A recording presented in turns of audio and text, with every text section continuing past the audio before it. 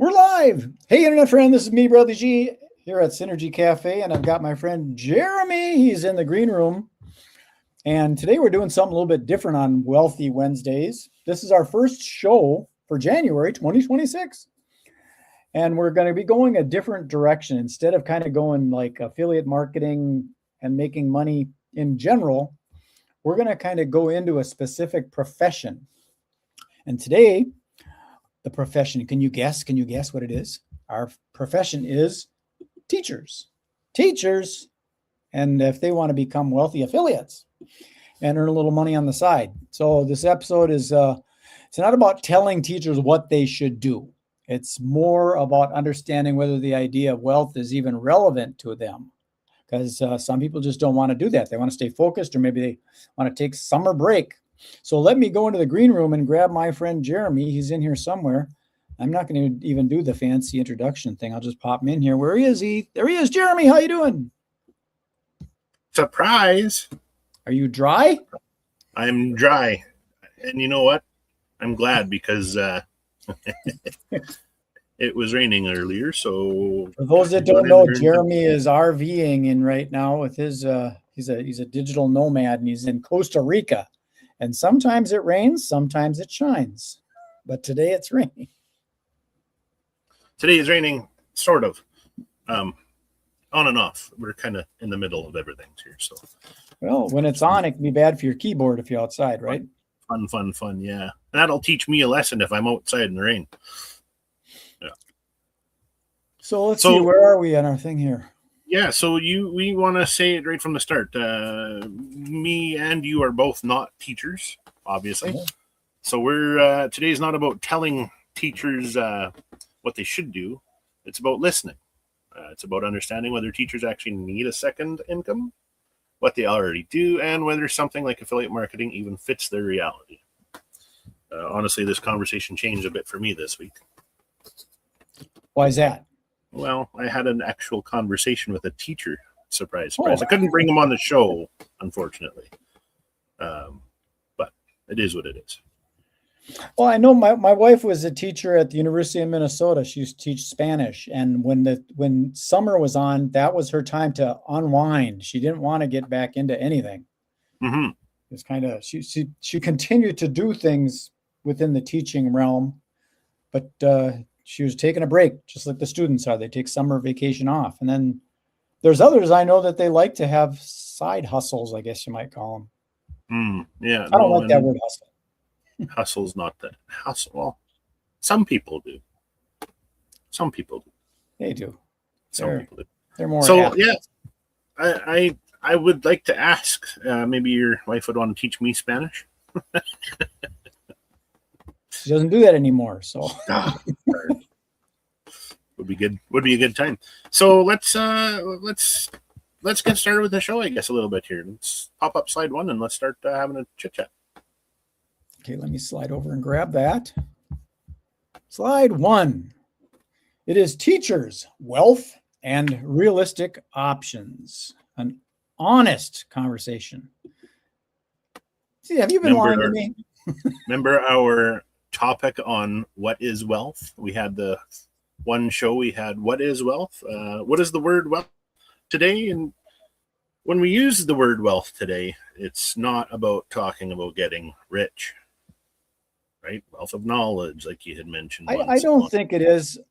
I personally don't know what someone does with $1 billion. Why does someone have to be a billionaire? Yes, you can do a lot with $1 billion, but your average teacher, they don't need to be a billionaire on the side. Right. No, they don't. But I mean, it would mean they could live comfortably, but they also don't need to make that much money while they're working as a teacher. Well, where my mind's at, your average United States or Canadian, I think, is $100,000 a year is going to be cool. I think a person would be okay with that. Exactly. So with teachers, though, we're talking more like options, breathing room as far as the wealth goes in their mindset. How about the ability to make choices without constant pressure? Wanting those things does not mean someone is unhappy with teaching. Most of the time, it means they're thoughtful and realistic, I guess, for wealth. Yeah. I think also with teachers, maybe it just gives them a wealth of choices. If you have that recurring revenue coming in from some of your affiliate marketing things, and it might be too that they're just passionate about teaching, and their affiliate programs they're involved with that they're making some money on might be something like books or pencils or notebooks or things that students might need. Because those are more realistic options for them, and that's how they can make extra income. Exactly. Courses. There's probably, like I mentioned, Spanish. There's probably courses that a teacher could be an affiliate for and earn money from someone signing up to a online Spanish app or something. Duolingo probably has an affiliate program. Absolutely. Forgive me for a minute. I'm kind of doing something else on the side here to get ready for later on in our show. So maybe a great opportunity for slide 2. That's okay. It's you're doing a side hustle. Okay. Slide number 2. And why teachers even think about wealth. My opinion, I think, because we'd said before, what is wealth? It could be a wealth of time. It could be a wealth of relationships. It could be a wealth of appreciation. So the word is kind of vague, but a lot of people attach it to money. And I think that I think oftentimes I hear teachers complaining about we don't get paid enough. And then I hear other people saying they get paid plenty. So which is it? Cost of living, perhaps, is one of those things, or family responsibilities. Cost of living. And I understand that a lot of times teachers out of their own pocket end up buying things for their students to help them. Absolutely. Yeah, they do. They quietly absorb the costs that they shouldn't be theirs to absorb, really. Yeah, because they're passionate about what they're doing. So they figure, let's do it. If they're not gonna pay for the books, I'll get them myself. Like I don't recall. I recall going into elementary school once upon a time and having to always purchase our little school lists. We would get the pages with, you need your binders and your pencils and stuff like that. But when you run out of that stuff, there was always extras on hand, not from other parents as kids, but the teachers always had backups of that stuff. Yep. There was always plenty of pencils and erasers. Every time. Rulers, and those were for those bad people. Oh, those kind of rulers. Yes. Yeah. Okay. Wrong rulers. And so, I mean, do teachers think about wealth because of their lifestyle upgrades? I don't think they do. Just because the word wealth, I think, is attached to money, I think most teachers probably don't really think about that. They're really more concerned about they want to teach. They're very passionate about it. My wife just loves teaching. She's a coach now, but it's similar. And my mother-in-law was a teacher too on a trying to think of the word Hutterite farm, I guess, for many, many years. So she had to supply lots of her own supplies, so tools and stuff. Why don't we flip up slide 2A? 2A. We got a 2A in here somewhere. We can do that. Wow. There it is. Teachers and supplemental income. This is kind of a neat little stat. I like this one. Approximately 1 in 4 teachers report working a second job during the school year. Really? 25%. That's impressive. And then over 30 to 40% of teachers report earning some form of supplemental income. It's almost 50%. Holy smokes. I want to pause you for a second, Brad, before you continue with this next line. We're not showing statistics to make a point or push a narrative either. We're showing them to explain why this conversation exists at all. Right? Elaborate on that a little bit. Well, when surveys show that many teachers work second jobs or earn supplemental income, that really doesn't tell us why. I think that's why talking to teachers directly matters more than numbers. We should try to really get a teacher on here on this show. I think that would be a neat thing. That is a good point, because how many times have you tried to build something out and you work on this funnel and you put all this stuff together and you got all your stuff going, your audiences, and then you find out that they don't want that. What was that other stat on the slide there? The third one was a majority of teachers report spending personal money on classroom supplies. The majority of the teachers do that. Wow. Yeah, that's leave. But is it really? Now in this day and age, things have changed so much over time. This is an interesting stat to think about. It would be good to get a teacher on here. I'll tell a quick little story, more of a trade show story. It's not a teacher story, but there was a guy that was going to a technology trade show, and he was looking for a phone system.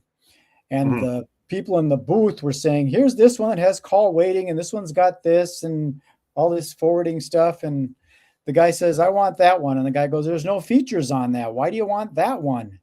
And the guy says, I'm in construction. My guys have big fingers. I need big buttons. That's why he wanted that phone. So sometimes you don't know. So it would be good to have a teacher on here, because they might tell us, you're climbing up the wrong tree. It would be good to have teachers, but I did receive a message here from one of my teacher friends here. So privately this week, she came in, she gave me permission to share part of the conversation. What she said was, early in her career, and especially during summers, she always had a second income. When she said something else here, it stuck with me. And what it was is the moment she stopped buying books and supplies for her classroom out of her own pocket, she didn't actually need a second income anymore. So that kind of tells us something important. Wow. That's interesting. You don't hear it from them often enough, but I was lucky and fortunate enough to actually have that conversation just before today's show. So lucky me. So let's talk about that a little bit. So they didn't necessarily need that second income because they were buying that stuff. Did they actually need the stuff, the supplies? I think because of the age group of the children she was teaching, yes. If you think about it in terms of kindergarten students versus like grade 11, grade 12, or middle school, or whatever you want to call it. We should all get an iPhone. Yeah. Right now, especially. But, you think about building blocks or markers or, play sand or anything to teach the kids with, in the younger ages, that's more or less with what I think she was kind of referring to, versus you can't buy new sneakers for every older age kid kind of thing, But, so actual learning supplies is what you're absolutely looking for. Yeah. Well, absolutely. Okay. What slide are we on now? Do you remember? Slide 3. Let's carry on with that one. It's kind of a neat little. There's 2.8. There's 3 right here. What most second incomes for teachers look like? God, I would probably say restaurant work. Tutoring. Oh, see, there's something that's relevant. That's a good. Coaching. Summer work. Extra certifications. Retail or service jobs. Nothing wrong with any of it. It's important to call it what it is. Well, I think it's interesting that the ones you brought up were relevant to teaching rather than just a way to make some money. Yeah.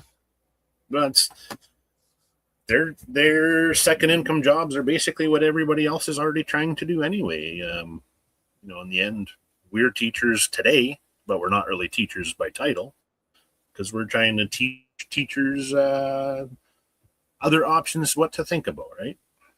Mm-hmm. Or at least understand some of those other options that they do think about, such as the ones I mentioned. Totally. There's ways of teaching that help people learn a little bit better. The tactile teaching versus the visual. The visual, auditory, and kinesthetic type learning. Mm-hmm.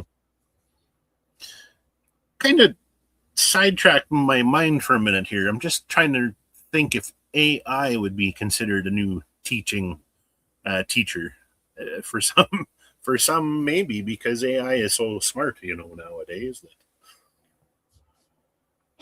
That's a very interesting little topic that could take us down a whole nother rabbit hole, couldn't it? Because there's the validity of what they're teaching is true, but then what about teachers? What if they're not teaching something that is true? That's true. Okay, I'm back. I froze for a minute, but I'm back. Saw that. It's cold there in Costa Rica. I froze, yes. I thought you were the magician here. What's going on? Yeah. Well, I'm up here in Minnesota, where that's where you really freeze. You ever think that I'm just trying to look through my notes here. Oh, yes, here we go. Here's a good one. She did mention something else. I just come across it. So yes, one of the reasons she couldn't join us today for the teacher story, because I'm continuing with that now. It wasn't because she wasn't interested, but she was teaching all day today and then heading straight into a master's class tonight. She shared something else that mattered. In her province, the only way to increase pay is through further education. So that's not a side hustle. It's a long-term investment in time and strategy now. Bet you didn't notice that. You mean increasing their knowledge so they can say, I'm worth more, so I need a raise? That's basically how the interpretation came about to me. So in the province of Nova Scotia in Canada, that's what they are apparently doing. The only way to increase the pay for them as a teacher is through further education. Well, let me share something on that comes to my head is whenever you're being compensated by a salary that's time bound, like hourly salary or annual salary, there's a limit. Yeah. Because the system can only pay so much money. All of a sudden, you can't give raises to everybody and give everybody $500,000 a year. However, with something like affiliate marketing, it's very possible if you set up the right thing, the books or whatever you're selling on your affiliate program may be a global marketplace now. So you could earn a lot, and it would be more on automation because it's running through the internet, which is dynamic and always changing. It's always 24/7. It's always doing something. Yeah. And it's funny you bring that up because this is where I think both you and I kind of got to be honest. We should show slide 4 at the same time. But affiliate marketing is not fast money. It's not passive at the start, and it's not for everyone. Do you want me to put up 4? Yeah, we can. There it is. Oh, it's got fine print there. Where affiliate marketing might fit and where it does not. That's right. So possible fit, strategic alignment. This is kind of the way, if someone needs money next month, this probably isn't the right tool, right? But for someone thinking long term, it can offer something different. So obviously, strategic alignment is content-driven platforms and blogs, niche audience with specific interest, complementary product recommendations, building long-term trust with transparency. And the least likely fit would be purely transactional short-term sales, broad unrelated marketplaces, focus on quick profits over value, and eroding brand integrity with excessive promotion. So something affiliate marketing does is compound over time. Yeah. It doesn't, sometimes there's these things where they're more high ticket sales if you're doing something like that. Like I remember early on, I was looking at the whole concept of affiliate marketing. What if colleges had affiliate programs where students, when they graduate, they can refer that college to other people. Yeah. Because students do that. Mm-hmm. And I don't know what a college education is, but what is it at like $20,000 or something like that? Oh man, I read that just recently. It's 20 to 35,000, I think, in the U.S. So can you imagine if a teacher had an affiliate program with a college that they worked at, and they would pay the people by teachers recruiting people into their classroom? Because they're 100%. biased already, right? Yeah, yeah, and they're teaching beyond their teaching. Like, Yeah. Teachers already have the common thing, the skill that they need, right? They are trusted because they obviously have their ways of saying or teaching what they need to. So it's it's a great concept. One of the neat things too is, so maybe people don't know what I do on my website, from 0 to 100K. But most recently, I've started making blueprints for specific niches. And one of the ones is for teachers, which they can find through a specific link. I've got that right here. You've got that. Yes. That's it right there. From 0 to 100K.com/blueprints. And people got to know that those are numbers in there. They're not O's, alphabet. The From actual 0 to 100K.com/blueprints. So if they want to, go to that link and sign up to receive said blueprint, I'm going to showcase it off here for you, to just kind of give you a little visual of what it is and what they're going to receive.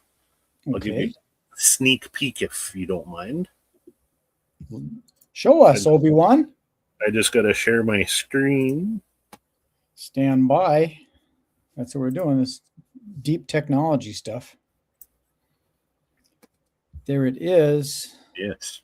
So this is what the blueprint that the person will receive, the teacher will receive. And basically it's how many pages do I got here? 14-page PDF, free, of course, that explains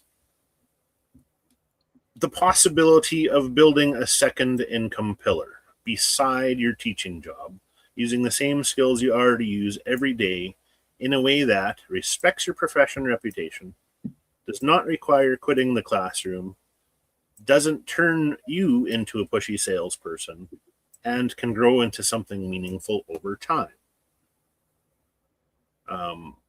This is also why teachers need a second income pillar. Because they second income what? Second income pillar, I call pillar. Okay. Yes. So they already know the pressure points, which are stagnant wages while the cost of living keeps climbing, budget cuts that impact job security and classroom conditions, admin tasks that bleed into everything, evenings and weekends, and limited paths for big income jumps without more schooling or leadership roles. And basically, when you get this pillar, it gives you, the 30-day teacher's test drive, which is a great thing to do within affiliate marketing, whether or not these systems make sense, whether they fit. And here's some real content examples teachers can create in the affiliate marketing business. So 5 study habits I wish every student had by grade 7 would be a great concrete topic. How to help your child actually understand math, not just memorize it. Another wonderful topic that people don't really think about reading online, but this is exactly what people need to learn. Teacher-approved reading routine, reluctant readers, so on and so forth. I could continue, but so about how many pages is this? 14. Okay, 14 pages, and it says no fee for it? 0, free PDF for you. We'll show them where they can get it again. From 0 to 100K.com/blueprints, and you can find that free PDF. Gets emailed right to their inbox, and hopefully it's enjoyable. Okie dokie, Smokey. That's pretty cool. Yeah, and I mean I've been kind of toying around with the idea for a while, so I might as well create something for people that could potentially go this route if they chose to.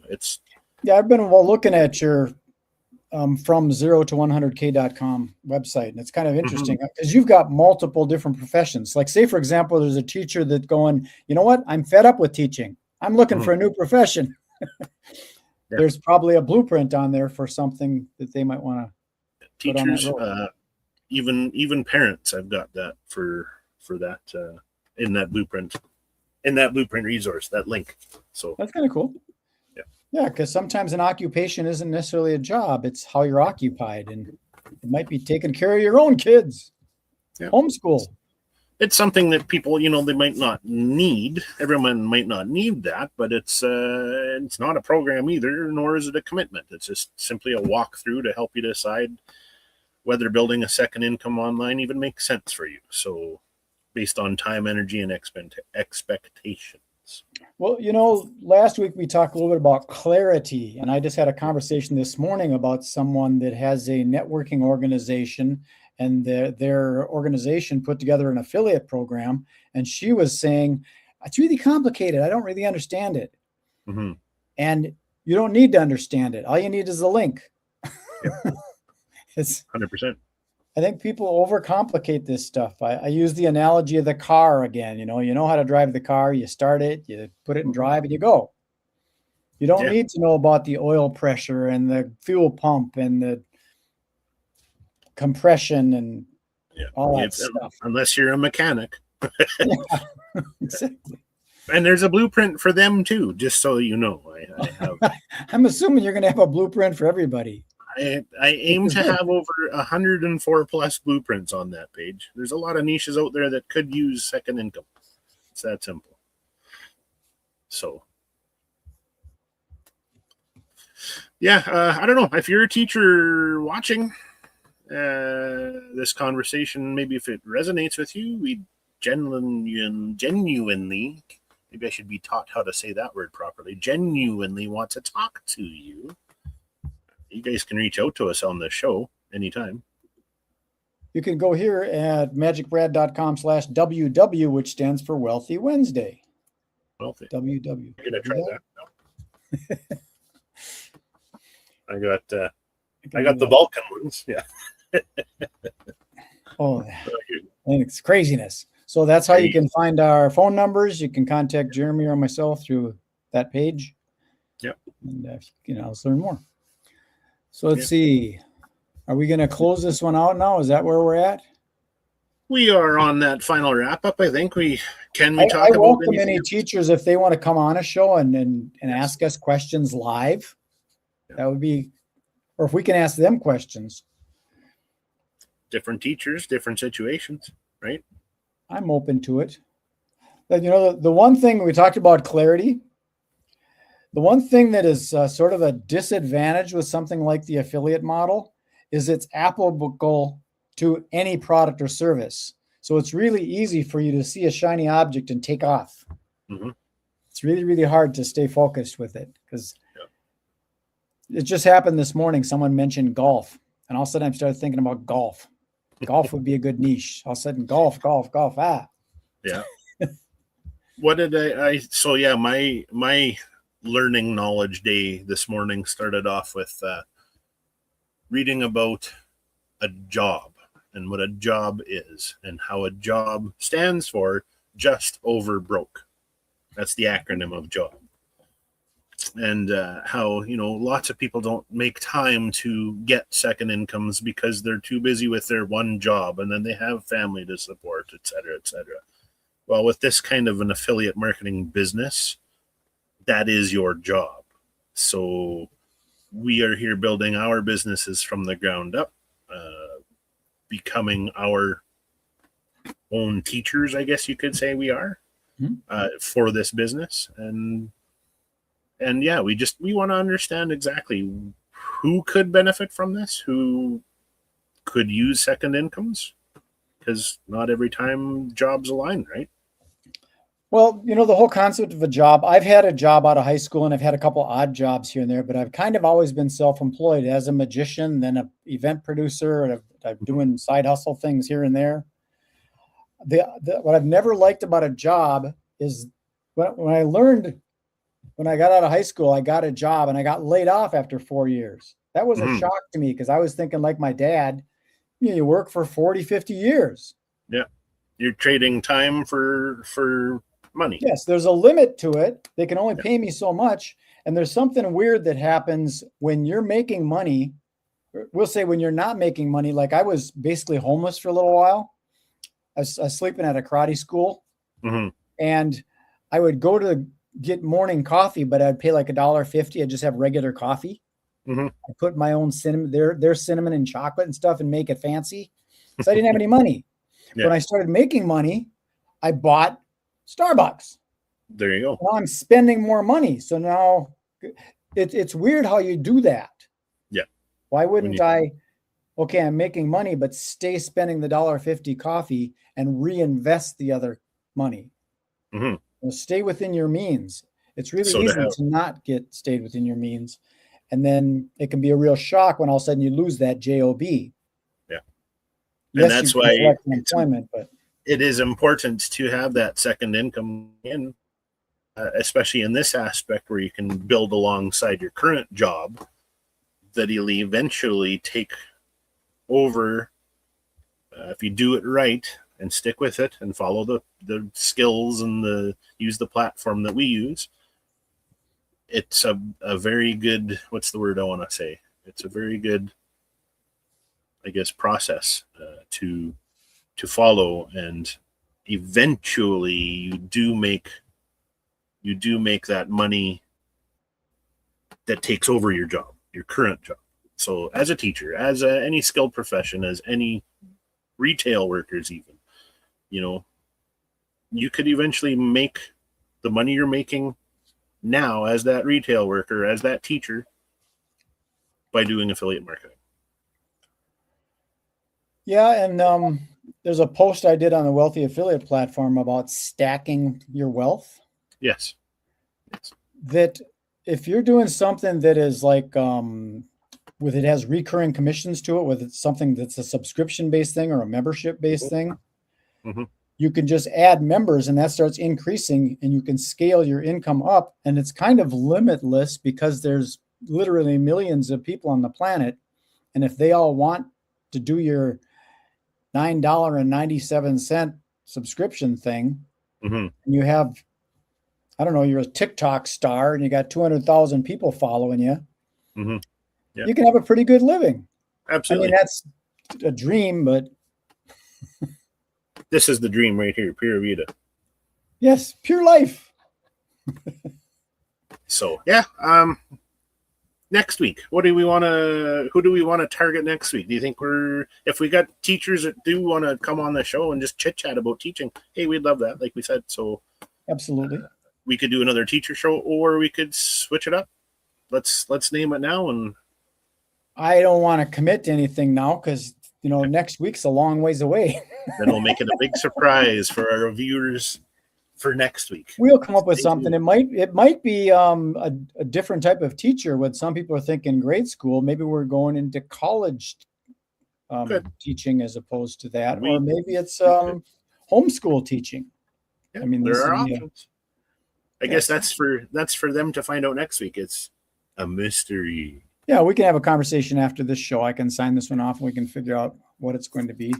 Because I don't know, golf's always been intriguing to me because I know that golfers are they're addicted to golf. Professional golfers? We could do an episode.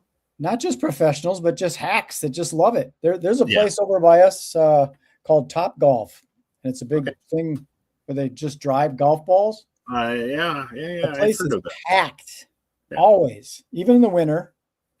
They're outside, but they got the heat lamps up above them, and they're swinging the clubs and eating burgers, drinking beers, and the place is packed because people just love to golf. And golf is it's a global thing, and it takes up a lot of real estate. It bamboozles my mind how they can take up so much land for a little hole in the ground.